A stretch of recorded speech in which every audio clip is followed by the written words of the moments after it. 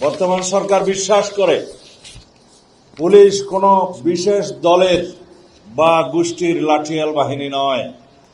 প্রিয় এসপি প্রফেশনালগণ, আপনারা সমাজে ন্যায় বিচার ও আইনের শাসন প্রতিষ্ঠায় এক গুরুত্বপূর্ণ পরিবর্তনের সৈনিক।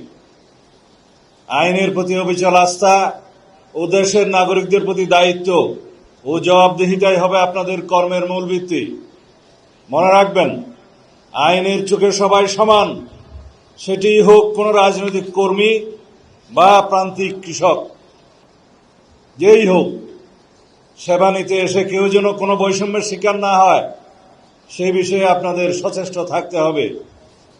বর্তমান সরকারের প্রধান অগ্রাধিকার হচ্ছে আইন শৃঙ্খলা পরিস্থিতি নিয়ন্ত্রণের মাধ্যমে জনমনে স্বস্তি প্রদান ও শান্তি প্রতিষ্ঠা করা।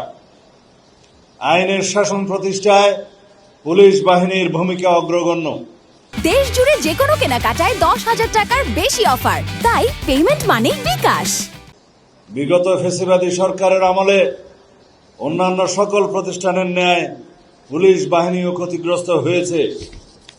বর্তমান সরকার বিশ্বাস করে পুলিশ কোনো বিশেষ দলের বা গোষ্ঠীর লাঠিয়াল বাহিনী নয়, বরং পুলিশ হবে জনগণের কৃত্রিম বন্ধু। আমাদের নির্বাচনী ইশতেহারে আমরা দ্ব্যর্থহীনভাবে ঘোষণা করেছি, জননিরাপত্তা নিশ্চিত করা এবং পুলিশ বাহিনীকে দলীয় প্রভাবমুক্ত করে একটি আধুনিক, সেবাধর্মী ও মানবিক সংস্থায় রূপান্তর করাই আমাদের মূল লক্ষ্য। সেজন্য পুলিশ বাহিনীর মনোবল পুনঃপ্রতিষ্ঠা সহ একটি দক্ষ ও আধুনিক আইন শৃঙ্খলা রক্ষাকারী বাহিনী হিসেবে গড়ে তুলতে সরকার ইতিমধ্যে জনবল বৃদ্ধি সহ নানাবিধ উদ্যোগ গ্রহণ করেছে। এর মধ্যে অন্যতম হল পুরস্কার ও তিরস্কারের নীতি চালু করা।